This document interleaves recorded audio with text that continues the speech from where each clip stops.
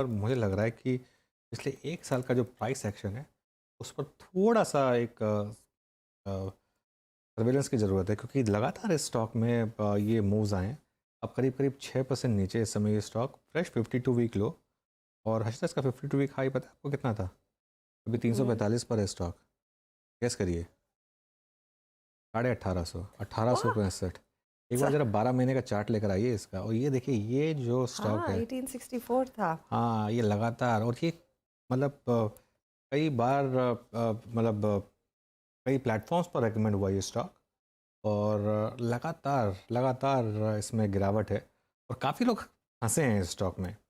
काफ़ी लोग फंसे हैं मतलब मुझे कई लोगों ने मैसेजेस भेजे हैं, कई लोगों ने मुझे एक अपनी दर्द भरी कहानियाँ भेजी हैं, कई लोगों ने ट्वीट्स किया था मुझे इसकी सर इस पर कुछ करिए मतलब ठीक है प्राइस एक्शन एक तरफ है लेकिन जिस तरीके का प्राइस एक्शन है जिस तरीके से ये गिरा है और लगातार गिरा है जिसे कहते हैं ना बिना पानी मांगे कुछ स्टॉक अगर हम्म। गिरता है ये लिटरली वो वाली कहानी है।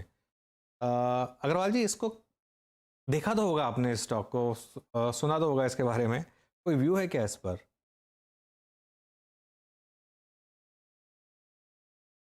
देखिए ये हेल्थ डिवाइसेस की कंपनी है जो कि कोविड के समय उन प्रोडक्ट्स की बहुत डिमांड हो गई थी और इस वजह से लोगों को लगा कि पता नहीं क्या होने वाला है और इसके शेयर बहुत बढ़ गए थे और अभी आपने सही कहा, अगर मैं गलत नहीं हूँ तो 75-80% के आसपास अपने ऑल टाइम हाई से लो नीचे आ चुका है ये स्टॉक।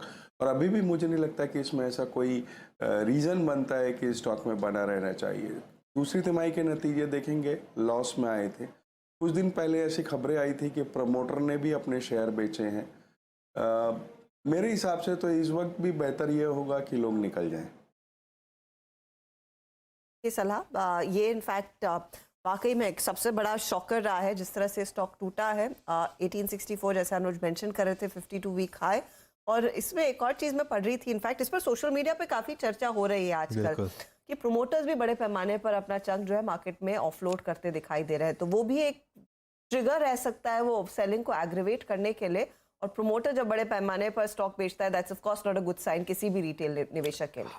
बिल्कुल देखिए मैं कोई प्रमोटर पर टिप्पणी नहीं कर रहा हूँ लेकिन ये जो एक केस है ना ये एक classical case of pump and dump है। हम्म।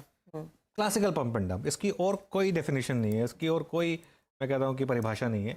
इस स्टॉक में जो हुआ है पिछले 1 साल में उसे मैं कहूँगा पंप एंड डंप। आपने एक स्टोरी प्रेजेंट की कि ये हो जाएगा वो हो जाएगा, यहाँ चला जाएगा स्टॉक वहाँ चला जाएगा और सपने दिखाए लोगों ने भर भर के ये स्टॉक्स लिए और उसके बाद बस अच्छा प्रॉब्लम ये है कि अगर कोई मतलब आपने स्टॉक्स रिकमेंड करें और वो गलत पड़े हैं फिर आप उसको बताइए कि क्यों गलत पड़े हैं और क्या गलती हो गई। ये अच्छा जैसे अभी एक फॉर एग्जांपल अभी एक वीडियो घूम रहा है एक फंड मैनेजर का काफ़ी वायरल हो रहा है वो जिसमें वो एक फुटवेयर स्टॉक की बात कर रहे हैं हम्म। जिसमें पहले उन्होंने एक बार उस चप्पल को उठा के कहा था कि ये जो है ना ये चप्पल नहीं है ये एक वेल्थ क्रिएशन राइट। का वो है वो। अब वो कह रहे हैं कि नहीं वो तो हमारी जो थीसिस थी वो गलत हो गई तो हम बाहर हो गए तो ठीक है मतलब एटलीस्ट एक्सेप्ट तो किया ना कि हम हाँ। हमारी हमसे गलती हो गई हम बाहर हो राइट। गए। इस केस में मुझे लग नहीं रहा वो ऐसा कुछ हुआ है और देखिए क्या ज़बरदस्त मतलब वेल्थ डिस्ट्रॉय ये मेरे ख्याल से इस पूरे एक पिछले 1 साल का सबसे बड़ा वेल्थ डिस्ट्रॉयर रहा है हर्षता। और लगातार एक दिन भी ऐसा नहीं जिसमें ग्रीन में रह रहा हो, मार्केट आपको डाउन हो कुछ फर्क नहीं पड़ता है स्टॉक को, ये लगातार नीचे जाता है।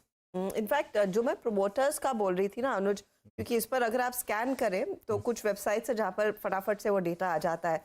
दिसंबर क्वार्टर में 70% से प्रोमोटर होल्डिंग 63% पर आ गई है, तो वाह। 7% एक ही क्वार्टर में बेचना is quite a huge sum. बिल्कुल। और एफआईआईज हो, एफपीआईज हो, जो भी दिग्गज निवेशक जिसे रिटेल मानता है, उनकी तरफ से भी पोजीशंस काफी ज्यादा कटी है। तो करीब 1.5% की होल्डिंग थी, अब वो नेग्लिजिबल हो गई, और लगभग 0% वो पर आ पूरी गई है। रिटेल के पास आ गई होगी देखिएगा। हाँ, वो 100% वो पूरा रिटेल के वो पास पूरा आ गया। रिटेल के पास यही यही कहानी होती है कि जो उसमें रिटेल फंस जाता है क्योंकि वो सारा का सारा माल जो है वो वहाँ से ले लेता है और उसके बाद वो समझ नहीं आता कि वो करना क्या है। और ये जिस तरीके का चार्ट है कई लोग पूछते हैं कि अच्छा चलो स्टॉक यार 50% गिर गया और कितना गिरेगा, वो वहाँ से 50% गिरता है फिर वहाँ से 50% गिरता है। तो ये एक स्टॉक की कोई सीमा नहीं होती गिरने की। जैसे जो मल्टी बैगर स्टॉक अपसाइड में घूमता रहता है ऐसे ही डाउन साइड पर भी एक बार स्टॉक चलना शुरू होता है तो फिर वो चलता ही रहता है, उसके बाद फिर उसमें कोई ब्रेक नहीं लगता। उसमें आप फिर ये नहीं कह सकते कि और कितना नीचे जा सकता है। जीरो तक जा सकता है, क्यों नहीं जा सकता स्टॉक अगर जाने को? मैं ये नहीं कह रहा कि ये जीरो जा रहा है, लेकिन जो लोग पूछते हैं कि और कितना गिर सकता है, उसका आंसर ये है कि 80% गिरा हुआ स्टॉक वहां से भी 80% गिर सकता है। एक जैसे कहते हैं ना कि what is the definition of a stock, जो 95% गिरे, तो 98% गिरने के बाद आधा हो जाए, तो कितना भी गिर सकता है स्टॉक। एक्चुअली अच्छा, इस बीच थोड़ा